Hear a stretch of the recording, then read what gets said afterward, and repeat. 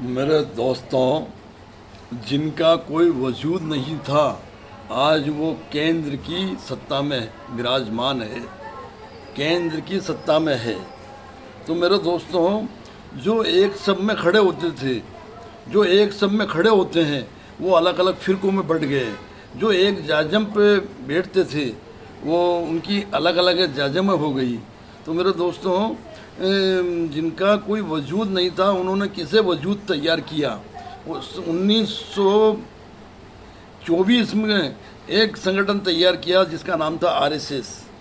और वो आरएसएस ने जो काम करना शुरू किया, तो मेरे दोस्तों, हिंदुस्तान के, हमारे भारत के हर इलाके में, अलग अलग छोटे बड़े शहरों में दीवारों पे लिखा गया, भारत में रहना होगा, वंदे मातरम कहना होगा। बहुत सारे अब शब्द लिखे गए, यानी एक नफरती शब्द लिखा गया, एक सब में खड़े होने वाले के खिलाफ। तो मेरे दोस्तों, ये आगे चलते चलते इनको मालूम था कि देश आज़ाद होने वाला है, देश की आज़ादी की लड़ाई लड़ने वाले लड़ाई लड़ रहे हैं, देश के लिए कुर्बान होने वाले कुर्बान हो रहे हैं, जो देश के लिए शहीद होने वाले शहीद हो गए। तो इन्होंने अपना अंदरूनी मकसद देखा कि हमें सत्ता तक कैसे पहुंचना है, और वाकई वो पहुंच भी गए। आज़ाद होने के बाद 1949 के अंदर धोखे से बाबरी मस्जिद में मूर्तियां रख दी गई, तो मुसलमान नहीं जागा, कोई दिक्कत नहीं। फिर चलो धीरे धीरे कई शहरों में नफ़रत की दीवारों पे लिखा रहता था, नफ़रत के शब्द, वंदे मातरम कहना होगा, भारत में रहना है, तो ये लिखे रहते थे। कोई बात नहीं, कोई फ़र्क नहीं पड़ता, मुसलमान फिर भी बटा रहा, कोई नहीं जागा। बाबरी मस्जिद में ताले लगा दिए गए, नहीं जागा। फिर धीरे धीरे इनका वजूद इन्होंने कायम किया कि नेहरू जी की सरकार बनी 47 में, 1952 तक। तो उन्होंने सत्ता की सरकार में कांग्रेस के अलावा अन्य राजनीतिक पार्टी के लोगों को भी सरकार में शामिल किया, जिसमें डॉक्टर श्यामा प्रसाद मुखर्जी भी थे, जो खाद्य नागरिक आपूर्ति मंत्री थे। तो सरकार चलती रही, अच्छा काम चला। तो मगर डॉक्टर श्यामा प्रसाद जी मुखर्जी ने 1951 के अंदर 52 में जनसंघ नाम की राजनीतिक पार्टी का गठन किया।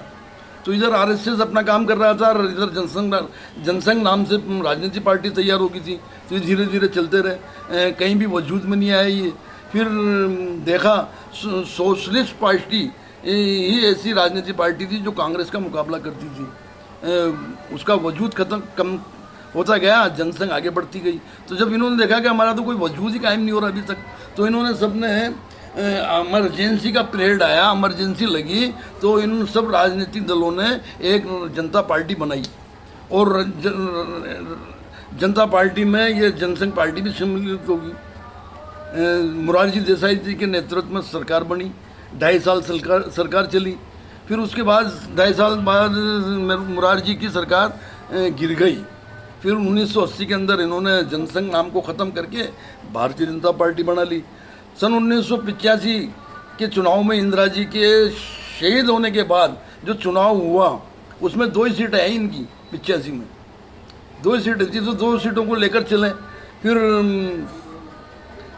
आंदोलन होते रहे, ये गठबंधन करते रहे, जनता दल से गठबंधन किया, 85 सीटें आई, 11 महीने सरकार चली, फिर सरकार गिर गई।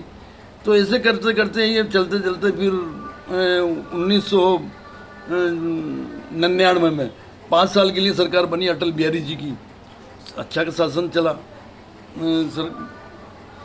तो मेरे दोस्तों, कहने का मतलब ये है कि जिनका कोई वजूद नहीं था, वो आज केंद्र की सरकार तक पहुंच गए। अभी मोदी ही 11 साल लग चुके हैं, शासन कर रहे हैं, जबकि देश को बर्बाद कर रहे हैं, फिर भी वो टिके हुए हैं। देश को विभाजित करना चाहते हैं, देश में गलत नीतियां पैदा हो रही हैं। पहले तो दीवारों पे लिखा जाता था, कौन लिख गया पता नहीं, कि वंदे मातरम कहना होगा, भारत में रहना है तो वंदे मातरम कहना होगा, कौन लिख कर गया कोई पता ही नहीं था। मगर आज तो खुले शब्दों में टीवी पे, मोबाइल पे, सोशल मीडिया पे खुले में शब्दों में गलत शब्दों से गाली देते हैं मुस्लिम समुदाय को जो एक सब में खड़े होते हैं उन लोगों को खुली गालियाँ देते हैं, कटवा मुल्ला दुर, यानी यहाँ तक कि जो लोकसभा, हमारा जो लोकसभा संसद भवन है वो संविधान का मंदिर है, उस मंदिर में भी गालियाँ दी इन्होंने बुरी बुरी। और आज सोशल मीडिया पे, टीवी पे, सब जगह, फिर भी मुसलमान नहीं जाग रहा, वही बटा हुआ है। और अब हमसे नागरिक, इसी मोदी के शासनकाल में हमसे नागरिकता मांगी गई, 3 तलाक कानून ज़बरदस्ती थोपा गया। अब अभी वक्फ बोर्ड का जो मामला आ गया, क्योंकि मुस्लिम समुदाय एक समुदाय ऐसा है जो ये जिनका वजूद नहीं था, इनका वजूद कायम हो गया क्योंकि मुसलमान को गाली दे देकर, मुसलमान से नफरत कर करके ये आज सत्ता तक पहुंच गए। फिर भी मुसलमान नहीं समझ रहा कि इनके मुसलमानों के बल पर ये आज सत्ता में है। अगर मुसलमानों को गाली नहीं दी होती, मुसलमानों को बुरा भला नहीं कहा गया होता, तो ये आज सत्ता में नहीं पहुंचते।